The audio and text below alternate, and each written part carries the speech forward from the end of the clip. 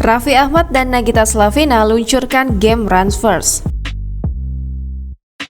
Pasangan artis Raffi Ahmad dan Nagita Slavina yang mendirikan Rans Entertainment meluncurkan game Transverse.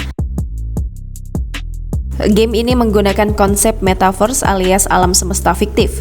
Untuk mewujudkan Transverse, Rans bekerja sama dengan Wafa Taftazani, komisaris utama modal rakyat, VC Gamers, dan Upbanks.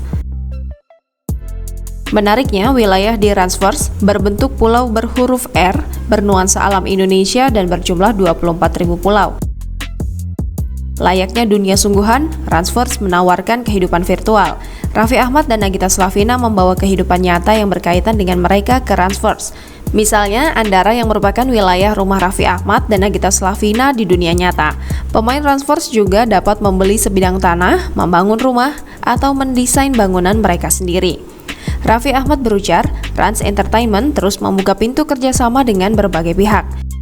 Senada dengan Raffi, Nagita Slavina juga mengatakan bahwa Rans bakal terus berinovasi. Transverse dapat diakses secara global melalui aplikasi dan website dengan usia pengguna 13 tahun ke atas.